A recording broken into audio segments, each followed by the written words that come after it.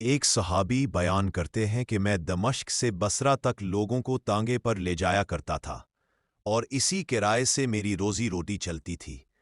ایک مرتبہ ایک شخص نے میرا تانگا کرائے پر لیا، میں نے اسے سوار کیا اور چل پڑا۔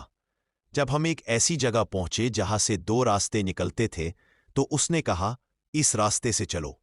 میں نے کہا، میں اس راستے سے واقف نہیں ہوں، سیدھا راستہ تو یہی ہے۔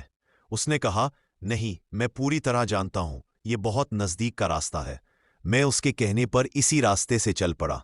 کچھ دیر بعد دیکھا کہ ہم ایک ویران جنگل میں آ گئے ہیں جہاں کوئی راستہ صاف نظر نہیں آتا تھا۔ بہت ہی خطرناک علاقہ تھا اور چاروں طرف لاشیں بکھری پڑی تھی۔ میں گھبرا گیا۔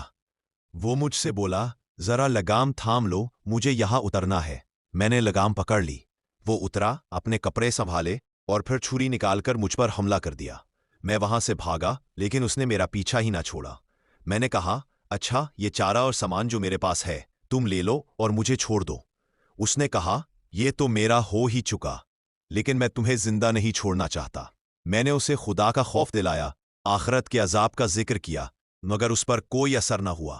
وہ میرے خون پر پلا ہوا تھا۔ اب میں مایوس ہو گیا اور مرنے کے لیے تیار ہو گیا۔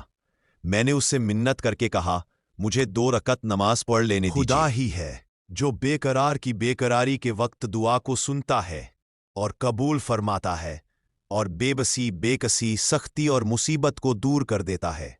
جب یہ آیت میری زبان سے جاری ہوئی تو میں نے دیکھا کہ بیچ جنگل سے ایک گھڑ سوار تیزی سے اپنا گھوڑا بھگاتا ہوا ہاتھ میں بھالا تانے ہماری طرف چلا آ رہا ہے۔ بنا کچھ کہے اس نے اس ڈاکو کے پیٹ میں اپنا بھالا ایسے گھسا دیا کہ وہ اس کے جگر تک جا پہنچا۔